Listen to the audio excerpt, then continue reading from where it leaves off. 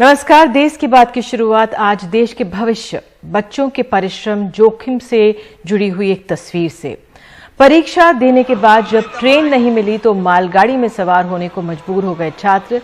ये बिहार के बक्सर से खबर है, जिस राज्य ने कई रेल मंत्री दिए, जिस देश का रेलवे नेटवर्क दुनिया में सबसे बड़ा है, वहां छात्रों को परीक्षा देने के समय मालगाड़ी पर बैठने का जोखिम उठाना पड़ा है। जानकारी के अनुसार बक्सर जिले में वन रक्षा केंद्र बना हुआ था। छात्र किसी तरह परीक्षा देने तो पहुंच गए थे, लेकिन जब वापसी का समय था तो ट्रेन नहीं मिली और मालगाड़ी पर बैठकर घर वापस उनको जाना पड़ा। खबर रविवार की बताई जा रही है और अब प्रशासन की इन तस्वीरों के आने के बाद किरकिरी हो रही है और इस पर हम अपने वरिष्ठ सहयोगी मनीष कुमार के पास पटना में चलते हैं। मनीष, जो ये तस्वीरें जो आई हैं, वाकई में जो माता पिता देखेंगे दिल दहल जाएगा बच्चों की सुरक्षा को मद्देनजर। क्या है ये पूरा मामला? देखिए, बिहार में अभी कई सारी परीक्षाएं हर रविवार को आयोजित की जाती हैं, लेकिन उन परीक्षाओं के मद्देनजर जो तैयारियां यातायात आवागमन के लिए की जानी चाहिए वो सरकार के द्वारा नहीं की जाती है। रेलवे का कहना है कि राज्य सरकार के द्वारा उन्हें कोई ऐसा रिक्विजिशन नहीं दिया जाता है जिसके मद्देनजर वो विशेष ट्रेनें चलाएं। लेकिन दूसरी बात यह है कि बहुत सारे छात्र हैं वो इन परीक्षाओं के कई हफ्ते पहले से जो अथॉरिटीज हैं उनका ध्यान इस बात की ओर आकृष्ट कराते हैं कि जो उनका एग्जामिनेशन सेंटर है वो 300 किलोमीटर दूर, 400 किलोमीटर दूर दे दिया जाता है और आने जाने में काफी दिक्कत आती है। लेकिन शायद राज्य सरकार संवेदनहीन है या राज्य सरकार को लगता है कि परीक्षार्थी जो भी हैं वो किसी न किसी जुगाड़ से वो पहुंचेंगे ही, इसलिए उनको ज्यादा इस बात की चिंता नहीं रहती है। भले ही ऐसे बहुत सारे वीडियो चल जाएं, लेकिन आप विश्वास रखिए कि नीतीश सरकार के कान पर कोई जूं रेंगने वाली नहीं है। निधि। बिल्कुल मनीष, ये तो छात्रों की लगन दिखाती है। आप कहेंगे जुगाड़, लेकिन छात्र इस लगन से कि परीक्षा भी देनी है और परिश्रम भी करना है और जोखिम भी उठाना है। बहुत बहुत धन्यवाद इस जानकारी के लिए जो आपने तस्वीरें भेजी मनीष, इसके लिए। और अब बात करते हैं अपने किसानों की। किसानों का आंदोलन आज 29वें दिन भी जारी है। आज सरकार की तरफ से एक ठोस चिट्ठी किसानों को मिल गई है। 40 किसान संगठनों के पत्र का सरकार ने जवाब दिया। इसमें कहा गया है कि तीनों कानूनों में एमएसपी की बात नहीं है, इसलिए एमएसपी का मुद्दा तर्कसंगत नहीं है। फिर भी सरकार हर मुद्दे पर बात को तैयार है। आवश्यक वस्तु अधिनियम में संशोधन पर भी बात हो सकती है। विद्युत अधिनियम और पराली पर प्रस्ताव दिया गया है। सरकार इन पर बात करने को तैयार है। सरकार ने कहा है कि किसान संगठन तारीख और समय बताएं। विज्ञान भवन में वो बातचीत को तैयार है। अब इस पर किसानों का कहना है कि इस चिट्ठी में कुछ भी ठोस नहीं है। आश्वासन पर बात नहीं टिकती है। एमएसपी पर तो बात बाद में कर लेंगे, तो जो किसान मांग रहे हैं वो तो आप दे नहीं रहे हैं। तो आइए सीधे चलते हैं अपने सहयोगी सौरभ शुक्ला के पास। वो सिंगू बॉर्डर पर मौजूद हैं। उनके साथ किसान नेता राजेंद्र सिंह भी हैं जो सदस्य हैं संयुक्त किसान मोर्चा के। आप सौरभ उनसे पूछिए कि अब आगे की राह किसान किस तरह से खोज रहे हैं आगे। बिल्कुल बिल्कुल निधि, हमारे साथ राजेंद्र सिंह है। एक कीर्ति किसान यूनियन है, एक अच्छी यूनियन कहा जाए, सब संघर्ष करने वाली यूनियन है और ये एक संयुक्त किसान मोर्चा के सदस्य हैं। राजेंद्र जी, फिर सरकार का एक पत्र आ गया आपका। आप लोग पत्र लिखते हैं, फिर सरकार पत्र लिखते हैं, बातचीत करने को लोग आप तैयार नहीं। आप कह रहे तीनों कानून रद्द करने के बाद तो बातचीत करेंगे, फिर तो ये बीच का रास्ता निकलेगा नहीं। देखिए, जो सरकार लगातार पत्र लिख रही है वो देश के लोगों को ये बताना चाहती है कि हम बातचीत के लिए तैयार हैं, क्योंकि लोग सिर्फ ये देखते हैं कि सरकार बातचीत करने को तैयार है, पत्र निकाल रही है, लेकिन पत्र में कुछ भी नहीं है। वो हमें बोल रहे हैं कि आप बताओ आप किस तरीके को कहाँ बैठक करना चाहते हो। हमने लास्ट मीटिंग में भी जब उन्होंने प्रपोजल भेजा तो हमने उसको रिजेक्ट कर दिया। हमने स्पष्ट लिखा कि आप इन कानूनों को निरस्त करने की तरफ अगर बढ़ना चाहते हैं, एमएसपी को लीगल राइट बनाने की बात करना चाहते हो तो हम बातचीत के लिए तैयार हैं।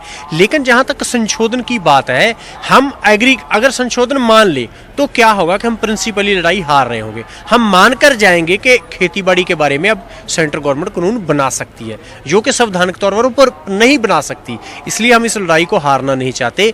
अगर सरकार बातचीत करना चाहती है तो हम तैयार हैं, लेकिन बातचीत करना किस लिए चाहती है? समाधान निकालना चाहती है या सिर्फ दिखाने के लिए बैठे करना चाहती है? राजेंद्र जी, सरकार ने लेटर पे लिखा, आपने कल जो लेटर भेजा था सरकार को, उस पे आपने लिखा था कि आप सरकार क्लियर एजेंडा बताए कि आप क्या बात करना चाहते हैं। सरकार ने लेटर में लिखा है कि सरकार जो आवश्यक वस्तु अधिनियम है, जिसे एसेंशियल कमोडिटी एक्ट कहते हैं, उस पर बात करने के लिए तैयार है।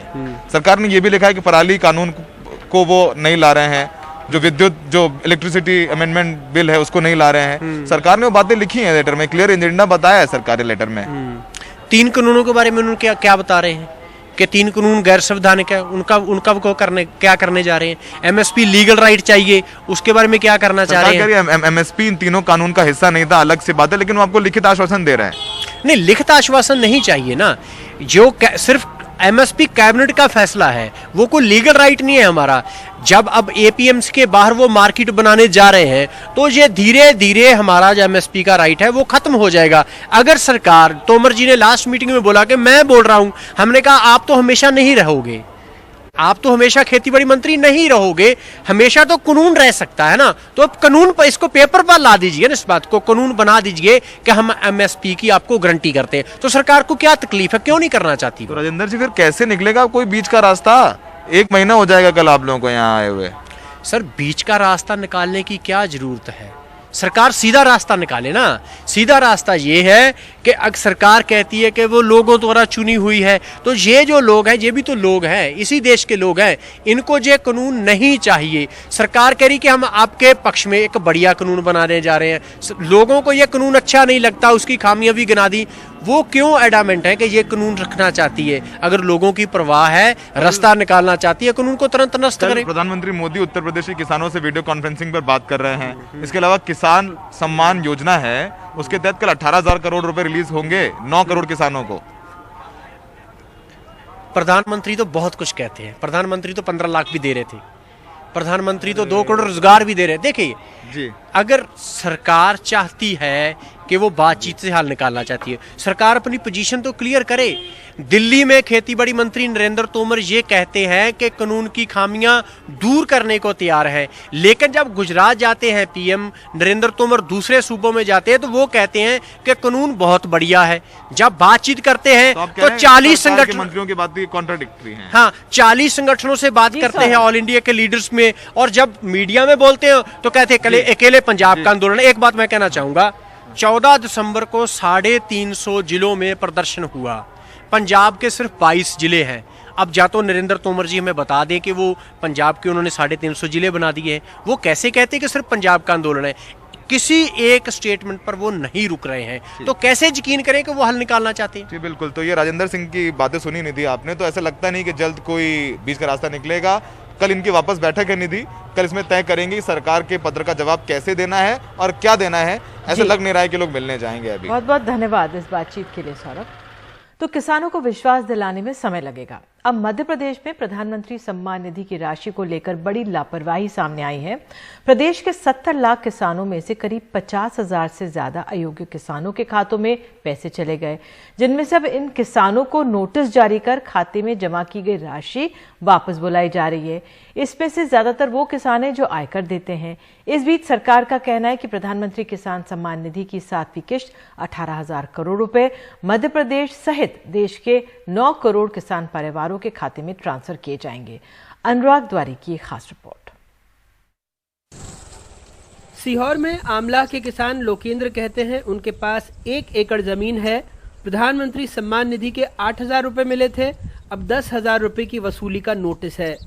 बलराम के पास 8 एकड़ जमीन है, सोयाबीन के पैसे मिले नहीं, उन्हें भी 8,000 मिले, 10,010 रुपए की वसूली का नोटिस आया है। कहते हैं पैसे चुका नहीं सकते। दोनों का दावा है इनकम टैक्स नहीं भरते हैं। हम तो अनपढ़ है, ये सरकार गुमराह करी किसान को। कैसे? ये कैसे करेगी? 10,000 8,000 रुपए दिए, 10,000 मांग रही, हम कहाँ से लाके दे? फसल नष्ट होगी, कहाँ से दे? इसमें तो लिखा है आप आयकर दाता है। आयकर हमारी 1 एकड़ जमीन घर वाले के नाम से कहाँ से आयकर होगी, ये बताओ। तो आप ये जमा करेंगे नहीं करेंगे? कहाँ से कराएंगे? जब फसल ही नहीं हो रही तो फसल कहाँ से करेंगे? खेती के अलावा कोई दूसरा बिजनेस नहीं है, केवल खेती किसानी का ही काम करते हैं। अच्छा, कितनी खेती? 8 एकड़ भूमि है। इन जैसे अपात्र घोषित कर दिया है आपको और सरकार पैसा मांग रही, तो आप कैसे जमा करेंगे? पैसे तो अभी है ही नहीं, सोयाबीन की फसल हुई नहीं अभी, तो पैसा देना संभव ही नहीं है। अच्छा, ये पैसे निकाल के हमने खाद बीज तो ये 10,000 के नोटिस से आपको कितने पैसे आए? 8,000 रुपये खाते में आए और 10 रुपये का नोटिस दे रहे हैं। अकेले सीहोर जिले में भौतिक सत्यापन होने से 7,804 अपात्र किसान सामने आए हैं, जिनसे करीब 5 करोड़ रुपए की राशि वसूली के नोटिस जारी किए जा रहे हैं। हरदा के शैलेंद्र वर्मा कहते हैं, पति पत्नी दोनों के नाम 5 एकड़ जमीन है। इनके जिले में कई किसानों को नोटिस मिला है, इन्हें भी, इनकी पत्नी को भी। मैं और मेरी पत्नी हम 2 किसान हुए, मेरे नाम 5 एकड़ जमीन और पत्नी के नाम 5 एकड़ जमीन। तो तहसीलदार हमको नोटिस दे रहा है कि आप एक खाते की राशि पीएम सम्मान निधि में जो मिली है वो पूरी वापस उसका डीटी बना के और तत्काल जमा करें, और धमकी दी जा रही है। मेरे जिले में हजारों किसानों को नोटिस मिले हैं कि आप प्रधानमंत्री सम्मान निधि के जो पैसे मिले हैं आप उसको वापस दो। इसमें जबकि जो क्राइटेरिया है वो इनकम टैक्स जो पे है उसको वापस देना चाहिए, लेकिन यहाँ तो पति पत्नी से भी एक से वापस लिया जा रहा है। रीवा में लगभग 4,000 से ज्यादा किसानों से सम्मान राशि वापस करने को कहा गया है। लगभग 4,000 फार्मर्स हैं जो कि इनकम टैक्स पे या अन्य कारणों से जो इनएलिजिबल हैं, उनसे राशि की वसूली की कार्यवाही प्रारंभ हो गई है और उन्होंने राशि वापसी करना शुरू भी कर दिया है। खैर, ये वो किसान हैं जिनको पैसे मिले और लौटाने पड़े। ब्रजेश पटेल जैसे किसानों का आरोप है कि एड़ियां घिस गईं, लेकिन पैसे मिले ही नहीं। हमको तो वो किसान सम्मान निधि का जो मिलता है, सम्मान निधि का वो पैसा तक नहीं मिल रहा हमको। तो ये सब प्रचार है, धोखाधड़ी है ये सब। सरकार कह रही है जो अपात्र हैं उनसे पैसे मांगे गए हैं, उनकी संख्या बेहद कम है। वहीं कांग्रेस का आरोप है कि चुनाव में वोट डालने के लिए सारे किसानों के खातों में बिना सोचे समझे राशि डाली गई, अब उनसे वसूली की जा रही है, जो गलत है। पात्र किसान है तो उसको लाभ मिलेगा ही, किसान सम्मान निधि मिलेगी ही। पात्र किसानों को भी नोटिस पहुंचे। मैंने कहा कि पात्रता के नियम मापदंड बने हुए हैं, हम और आप पात्रता तय नहीं करने वाले हैं। जो पात्रता के नियम है, और अगर उसको भी इंटरप्रिटेशन में उनके अर्थ निकालने में कहीं कोई दिक्कत है, तकनीकी दिक्कत है, तो उसको दूर कर लिया जाएगा। जब मोदी सरकार को वोट चाहिए थे, भारतीय जनता पार्टी को वोट चाहिए थे, तो आपने सबके खाते में डाले, और आपने क्यों गाइडलाइन जब भी तय नहीं की? और जब आप वोट ले लिए, सरकार बन गई, तो अब आप किसानों का अपमान कर रहे हैं। मध्य प्रदेश में 77 लाख किसानों को किसान सम्मान निधि हर साल 3 किश्तों में 2-2 हज़ार रुपये यानी कुल 6,000 रुपये प्रति किसान दिए जा रहे हैं।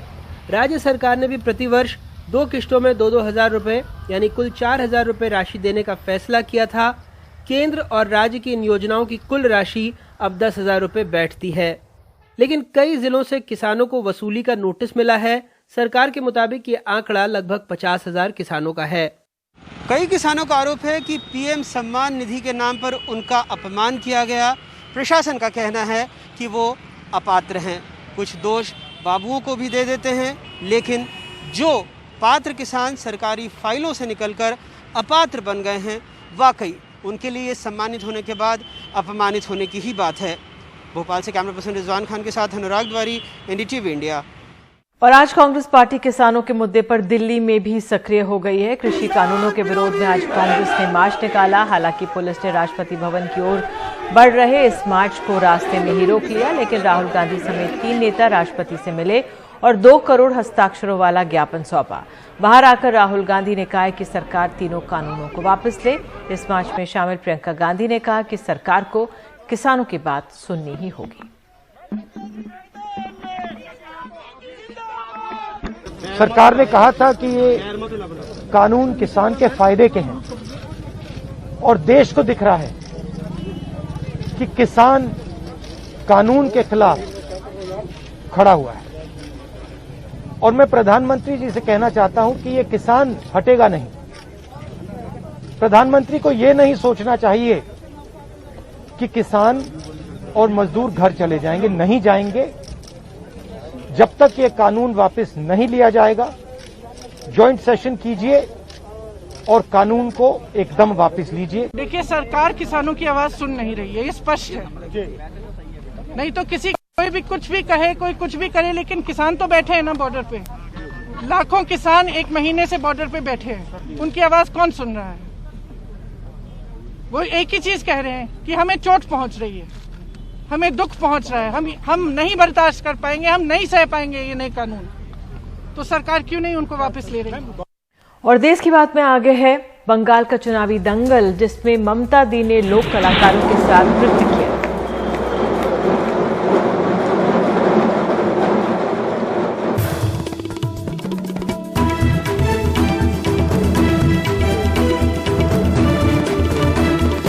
तो पश्चिम बंगाल में चुनावी प्रचार उफान पर है। तृणमूल से बीजेपी में आए शुवेंदु अधिकारी ने अपने गृह जिले मिदनापुर के कांथी में आज बड़ा रोड शो किया है। ये इलाका कोलकाता से 150 किलोमीटर दूरी पर है। कल ही तृणमूल कांग्रेस शुवेंदु के गढ़ में बड़ी रैली की थी और गौरतलब है कि शुवेंदु अधिकारी एक समय ममता बनर्जी के विश्वास थे और कई जिलों के प्रभारी थे। अब देखना होगा कि ये बीजेपी को कितना फायदा और तृणमूल को कितना नुकसान पहुंचाएंगे। हमारे सहयोगी आलोक पांडे यहाँ पर मौजूद हैं, उन्होंने जायजा लिया रोड शो का। हम इस वक्त मिदनापुर के काठी शहर में हैं। यहाँ आप देख सकते हैं हजारों लोग हैं और हजारों बीजेपी के झंडे हैं।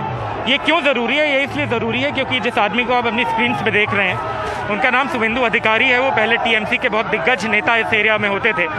अब उन्होंने बीजेपी ज्वाइन की है। अमित शाह एक रैली में आए थे, उन्होंने ज्वाइन करवाई उनको बीजेपी। आप उनको स्क्रीन पे देख सकते हैं। ये इंपॉर्टेंट इसलिए है क्योंकि ये एक बड़े नेता हैं, टीएमसी के बहुत कद्दावर नेता रहे, काफ़ी इन्होंने फॉलोइंग कमांड की। लेकिन अब टीएमसी का ये कहना है कि बीजेपी में आने के बाद इनकी जो फॉलोइंग है या फिर इनका जो सपोर्ट बेस है वो घटेगा।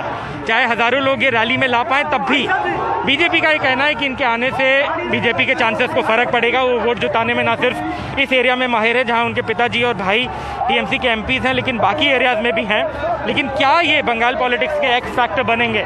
क्या ये रेबल फैक्टर बीजेपी को काम आएगा? ये देखने वाली बात होगी। कैमरा पर्सन जीडी शंकर के साथ आलोक पांडे, एनडीटीवी इंडिया। और आइए सुनते हैं कि तृणमूल के समर्थकों का क्या कहना रहा। इमरान जी, आप तृणमूल कांग्रेस से जुड़े हैं, ये बताइए कि आपके असेसमेंट में इतना मजबूत नेता जो टीएमसी में इतने साल रहा, क्या मजबूरी था कि उनको शिफ्ट होना पड़ा? बहुत लोग कहते हैं कि उनको टीएमसी में इज्जत नहीं मिला। नहीं, एक देखिए, ये दल में इज्जत सबको मिलता है, कर्मी से लेके नेता तक सबको इज्जत मिलता है। आप लोग ये देखिए, जो इज्जत हम लोग सबको दिया है और हम लोग इज्जत हर कर्मी से लेके नेता तक सबको हम लोग इज्जत देते हैं। ये दल का नाम ही है तृणमूल कांग्रेस, जो मस्जिद, T for temple, M for mosque, C for church, अलग धर्म निरपेक्ष आप सबको इज्जत देते हैं। ये बताइए कि अब बहुत लोग ऐसा है, जैसे शुवेंदु के जो सपोर्टर्स हैं वो ये कहते हैं कि उनका बीजेपी में जाने से भी फ़र्क नहीं पड़ेगा। हो सकता है यहाँ पे मुस्लिम वोट ज़्यादा हो, लेकिन वो मुस्लिम वोट में से भी थोड़ा चंक उनको मिलेगा, चाहे वो बीजेपी में भी गए हों। आप क्या कहेंगे? नहीं, देखिए, ये मट्टी है संस्कृति का मट्टी, ये मट्टी है सद्भावना मट्टी, ये मट्टी है स्वाधीनता संग्रामी का मट्टी। ये मट्टी में हम लोग संस्कृति से विश्वास करते हैं और हम लोग संस्कृति लेके जो दल चलता है टीएमसी दल, ये मट्टी में हिंदू, मुस्लिम, सिख, क्रिश्चियन, बौद्ध, जैन जितने भी जो जात किया सभी तृणमूल के साथ है। कोई बीजेपी के साथ हम लोग नहीं है, हम लोग संस्कृति के साथ है। हम लोग अहिंसा का पुजारी है, सद्भावना का पुजारी है, हम लोग गांधीवादी है, हम लोग गौरसेवादी नहीं है। तो इतने उनके सपोर्टर थे, आप लोग बहुत उनके स्ट्रॉन्ग सॉलिड सपोर्टर्स रहे होंगे, आप लोग क्यों नहीं गए उनके साथ? हम लोग देखिए, हम लोग संस्कृति के साथ विश्वास करते हैं, हम लोग एक गांधीवादी का बात विश्वास करते हैं, हम लोग गौरसेवादी का साथ नहीं है। हम लोग संस्कृति का साथ रहेंगे, हिंदू, मुस्लिम, सिख, क्रिश्चियन, बौद्ध, जैन हम लोग एक साथ रहेंगे। हम लोग कोई माने सांप्रदायिक दल के साथ नहीं रहेंगे, बीजेपी के साथ हम लोग नहीं रहेंगे, इसलिए हम लोग उनके साथ नहीं गए। आपका नेता उधर चला गया तब? नेता का कोई फर्क नहीं है, हम लोग तृणमूल के साथ है, ममता बनर्जी के साथ है।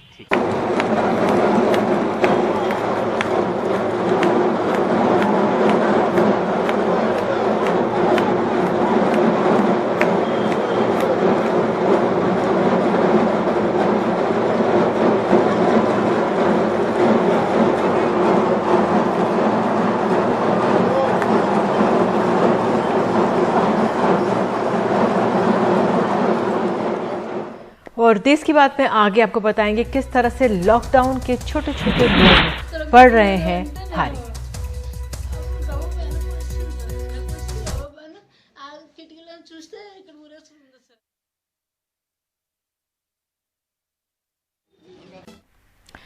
तो आपको बता दें, आरबीआई ने लोन देने वाले कुछ नए अवतारों से लोगों को चेताया है जो लॉकडाउन के दौरान सामने आए। जब लोगों की नौकरियां गई, काम धंधे मंदे पड़ गए, तो पैसे उधार लेने के लिए नाम पर लोगों ने करोड़ों की जालसाजी की। आपको बता दें, एक MBA छात्रा ने मोबाइल ऐप के जरिए 5,000 रुपये उधार लिए।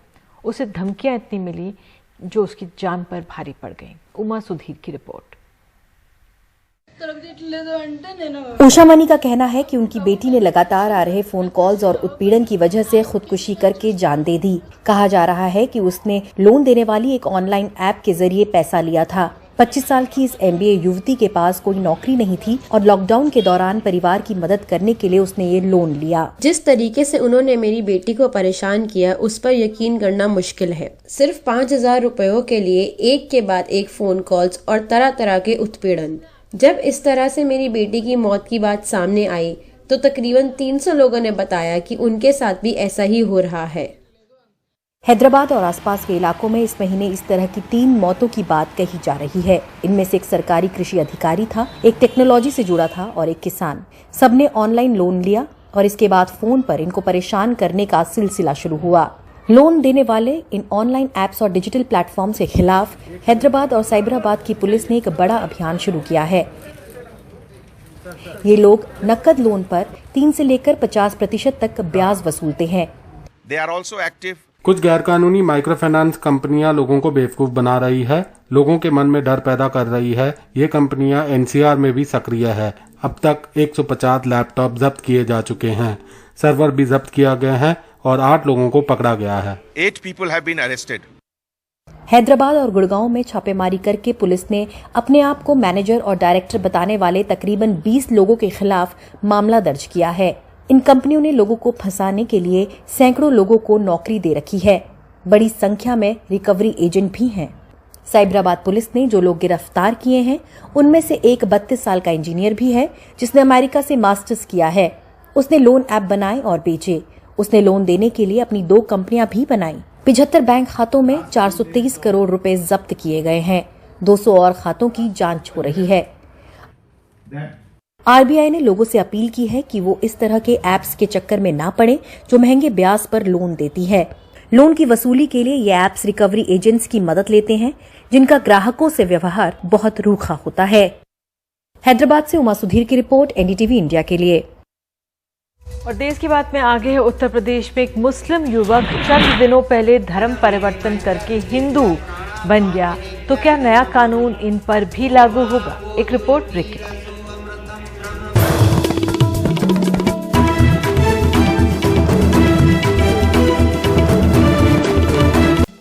अलीगढ़ में एक मुस्लिम युवक चंद दिनों पहले धर्म परिवर्तन करके हिंदू हो गया।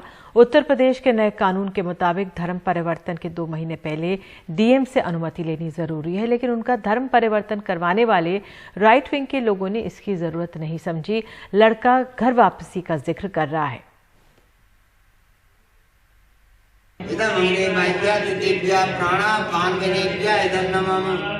ओम आपो ज्योतिरसो अमृतम ब्रह्म भूर्भुवस्वरो स्वाहा। 26 साल तक बिना शक्ल सूरत के खुदा की इबादत करने वाले कासिम को बुतों की सोहबत पसंद आई है, लिहाजा उनका शुद्धिकरण करके उन्हें हिंदू बनाया गया। इसके लिए आर्य समाज मंदिर में ज़रूरी प्रक्रिया पूरी की गई। ये फील हुआ कि हमारे पूर्वज जो थे वो आबर बाबर की औलाद नहीं थे। जो हम आज हैं तो हम अपने पूर्वज हमारे हिंदू समाज के थे, वही मुझे अच्छा लगा और मैं अपने पूर्वजों में आया हूँ। मैंने अपना घर वापसी की है और पूरे परिवार के साथ की है, बिना किसी दबाव के की है। कासिम ने 2012 में अनीता कुमारी से लव मैरिज की थी। उनके 2 बच्चे भी हैं। अनीता कहती हैं कि उन्होंने अपना धर्म नहीं बदला था, कासिम भी मुस्लिम ही रहे, लेकिन उनके सामने नमाज पढ़ने से परहेज करते थे। उनको बताए बिना बाहर जाके नमाज पढ़ लेते थे। लेकिन अनीता बहुत खुश हैं कि उनका पति भी अब उनके धर्म का हो गया है। मैं तो अच्छा कर रही हूँ, जो मेरे हस्बैंड जो है मुसलमान से हिंदू हो गए हैं, तो मुझे अच्छा लग रहा है कि मेरे अब हस्बैंड भी मेरे साथ पूजा पाठ में शामिल होंगे, घर भी जा सकते हैं और कहीं भी जा सकते हैं। इन्होंने जो है पूरी विधि विधान से और अपने शुद्ध होकर इन्होंने अपनी जाति बदली है और अपने धर्म में आए हैं, हिंदू धर्म में आए हैं।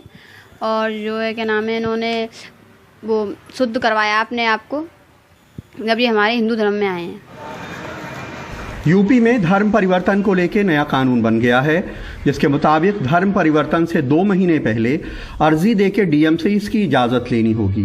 लेकिन कासिम कहते हैं कि डीएम के यहाँ उनसे कहा गया कि वो वकील से बात करें, और उनका धर्म परिवर्तन कराने वाले नीरज भारद्वाज कहते हैं कि यह धर्म परिवर्तन नहीं बल्कि घर वापसी है। वो सिर्फ अपनी शुद्धिकरण कराया है उसने। किस तरीके से शुद्धिकरण किया?